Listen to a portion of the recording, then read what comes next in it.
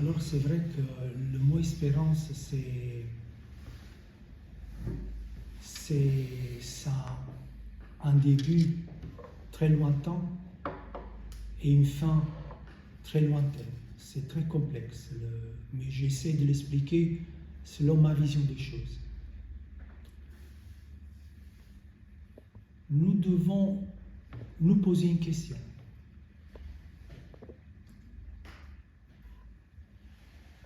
Pour qui je suis en train de vivre? Si la réponse est pour le monde, alors j'appartiens au monde. Et mon espérance est dans le monde. Pour qui je suis en train de vivre? Si la réponse est pour le Christ, alors mon espoir est dans le Christ. Pour ceux qui vivent dans le monde et que leur espérance est le monde, c'est un parcours très étrange. L'espérance de s'instruire, de grandir, l'espérance d'avoir un bon métier, de faire carrière, l'espérance de gagner beaucoup d'argent, l'espérance de se marier, d'avoir une belle épouse, l'espoir de trouver l'amour, l'espoir de devenir célèbre, de démontrer au monde que j'ai accompli, j'ai réalisé tous mes projets, l'espérance de devenir puissant, important. L'espérance du monde, c'est espérer dans la science, espérer dans la médecine, l'espérance d'un vaccin, l'espérance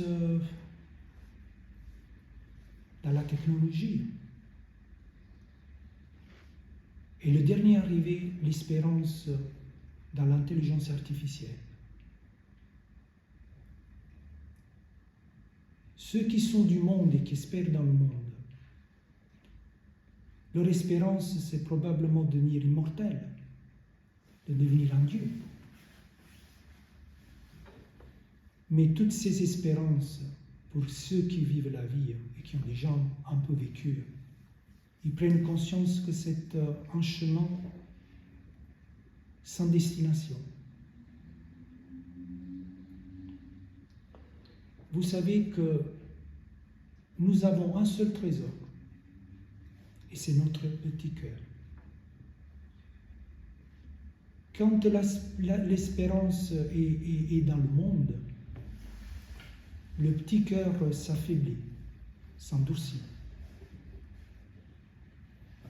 Quand l'espérance est dans le monde, le petit cœur souffre.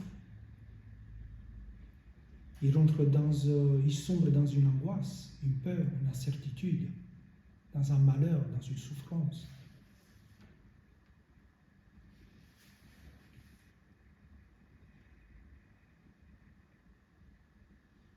L'espérance dans le monde, c'est une grande illusion. Et pour ceux qui vivent dans le monde, qui ont déjà un peu vécu dans le monde, ils savent très bien que c'est du vent.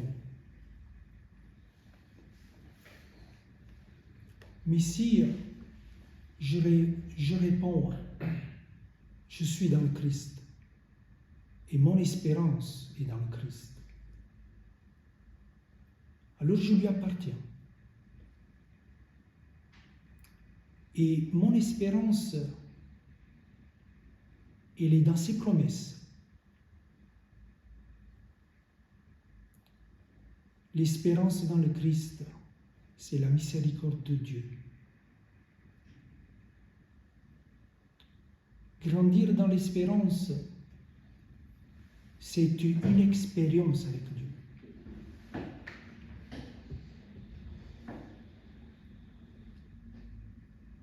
Pour ceux qui qui vivent pour le monde, leur cœur ne trouve ni joie ni paix. Pour ceux qui vivent pour le Christ, leur cœur est plein de joie et de paix.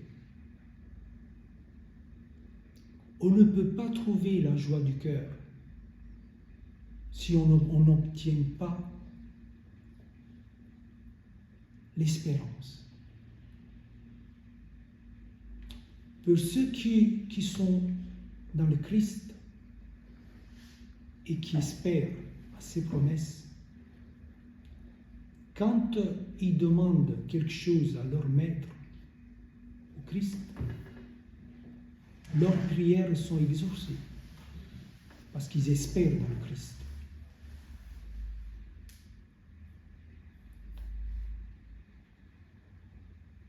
Jésus-Christ, c'est le seul chemin qui amène à l'espoir. Jésus-Christ, c'est l'espoir du monde et des âmes.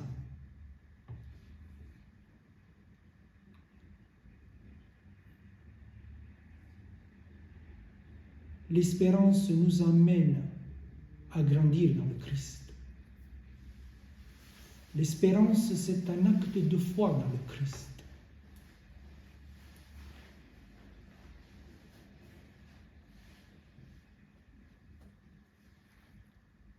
Ceux qui sont dans le monde et qui partent de ce monde à la fin de leur jour, leur espérance, elle est morte. Pour ceux qui sont en enfer, ils n'ont plus d'espoir, ils n'ont plus d'espérance.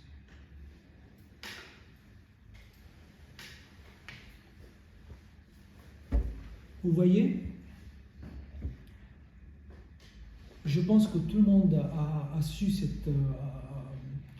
ce passage de l'Évangile quand notre adoré Jésus a été crucifié. Avec lui, il y avait deux voleurs. Un crucifié à sa gauche et l'autre crucifié à sa droite. Le voleur de gauche, qui était du monde et qui, son espérance était dans le monde, même les derniers moments de sa vie, il continuait à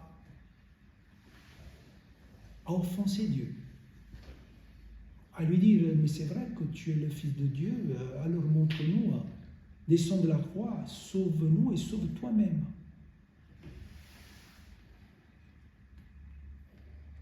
Donc son espérance n'était pas dans le Christ. Et son espérance, elle est morte avec lui. Par contre, à sa droite, il y avait un autre voleur qui lui dit « Mais tu n'as pas peur, tu ne crains pas Dieu. Tu sais que dans quelques instants, on va mourir. Et même en ce moment, tu ne crains pas Dieu. » Et puis il dit à notre adoré Jésus, « Seigneur, rappelle-toi de moi quand tu seras dans ton royaume. » Et Jésus lui répond, « Aujourd'hui même, tu seras avec moi au paradis. » Voilà, l'espoir dans le Christ, c'est le triomphe. Il a triomphé.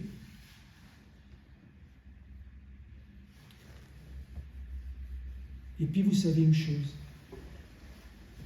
nous avons un papa dans les cieux qui nous aime tant. Et lui aussi, il a une espérance. Que nous lui disons, me voici papa, je te choisis avec tout mon cœur. Dieu aussi a cette espérance.